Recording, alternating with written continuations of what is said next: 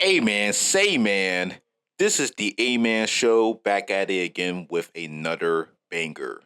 So what happened last night was a turning to the tide as the Timberwolves actually beat the defending champions, the Denver Nuggets, and it was honestly in shocking fashion.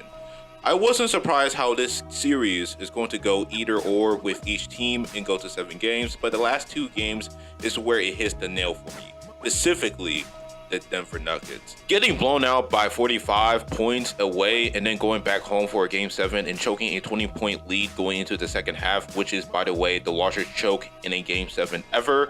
It has been extremely rough for the Nuggets, and that right there shows you that they are frauds, to be honest. Anywho, in this video, I'm finna discuss what went wrong with the Denver Nuggets.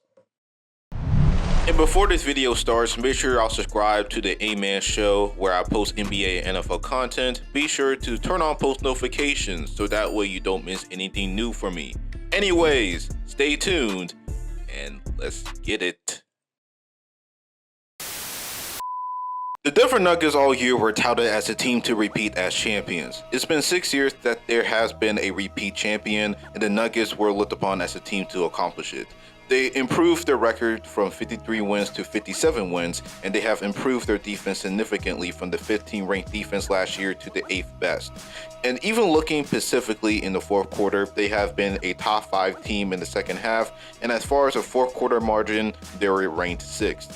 All around, the Nuggets just looked like the front runner to win it all, especially Nikola Jokic winning his 3rd MVP. Despite all of that, there were concerns going into the playoffs such as their bench depth, but because of how great the Nuggets has been all year, it's looking like they can make up for it.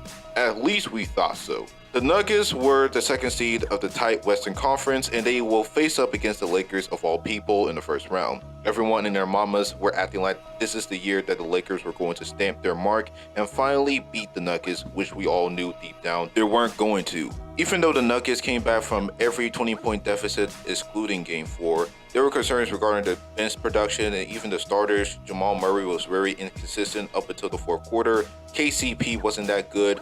Christian Brown was just anus. I mean, all these guys on the bench didn't play up to par. Despite all of that, the Nuggets still closed the Lakers out in 5, all because the Lakers were just this fucking bad as a team, especially closing out games. I knew that this is not going to cut it with the Minnesota Timberwolves, especially them being the #1 defense in the NBA, and it showed right in the Denver Nuggets' face.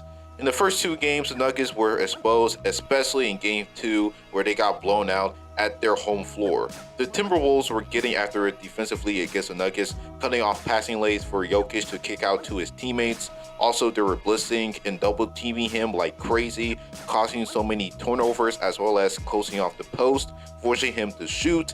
The Wolves blitzed the same way with Jamal Murray, making him a non-factor offensively during this game, and also locked everyone up.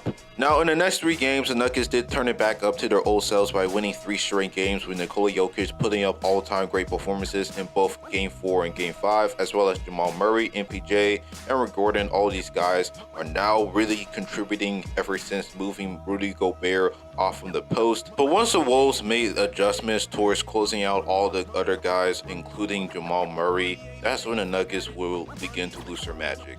The Wolves will smack the Nugs by 45 points in Game 6, and then last night the Nuggets were up big going into halftime, but the Wolves bench, specifically Naz Reid, took on the assignment on defending Jokic on the post, and of course Rudy Gobert on the post helped out as well, and Jaden McDaniels and Anthony Edwards sealing off MPJ and KCP, all the other guys too. That's where the Wolves will come back from the deficit. The Nuggets will start playing sloppy basketball. They can't even make threes, even though Jamal Murray and Jokic are playing out of their minds. It wasn't going to be enough, especially how bad the supporting cast has been for them down the stretch.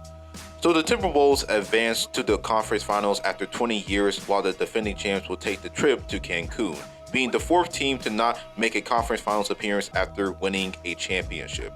And man, there's a lot to discuss about this team. Firstly, I wanted to address the elephant of the room in Nikola Jokic. This series has proven that no matter how good you are, there will always be a team that will eventually figure you out, and the Timberwolves have done so. Tim Connolly knew this going back 2 years ago, where they traded the largest amount of assets to the Jazz in exchange for Gobert and getting rid of D'Lo's contract and adding guys like Nikhil Alexander-Walker and Mike Conley, along with new head coach Chris Finch, who used to be in the coaching staff for the Nuggets. The T-Wolves were literally built for the Denver Nuggets when they get it together. It wasn't like this last year where they got beaten 5 against the same team, but now this year the Wolves got their revenge.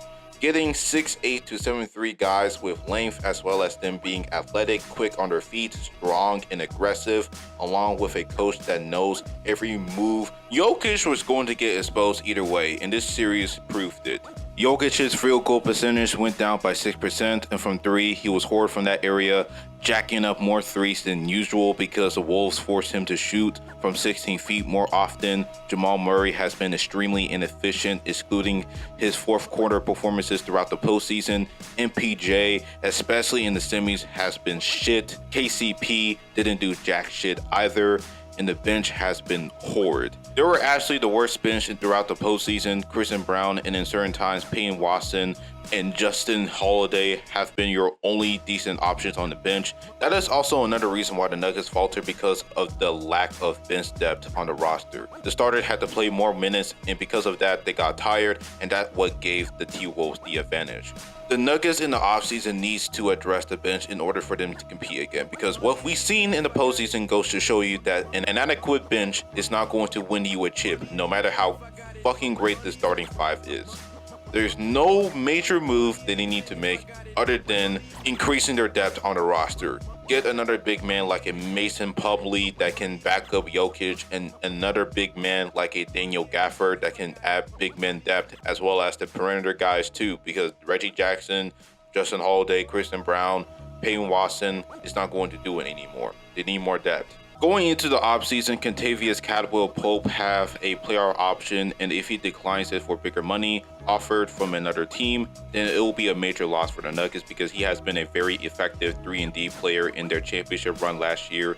And Reggie Jackson, even though he hasn't played that great in the postseason, but he dealt with injuries throughout that time as well, but he also has a player option too. But I'm sure the Nuggets are going to pick up that team option and try to bring him back next year. So the Nuggets are definitely not done as far as their championship window goes. In fact, they just started, but they do need to retool in order to extend their championship window, because Minnesota is not going away. OKC will become a championship contender next year. Dallas is going to be here as well, and also the Houston Rockets should be in the discussion as well as far as the playoff race goes.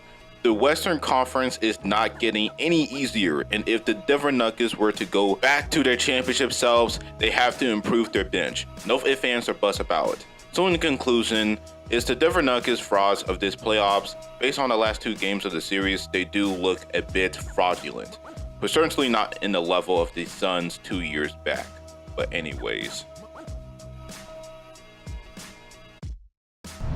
thank y'all for watching this vid. Are the Nuggets the biggest frauds of the playoffs? Let me know in the comment section below. I'm gonna do a poll on which team is going to make it to the finals, so y'all stay tuned. And also make sure y'all subscribe and tune in for more NBA and NFL content in the future, and turn on post notifications, and that is all. Stay litty. This is the A-Man Show. Sign out.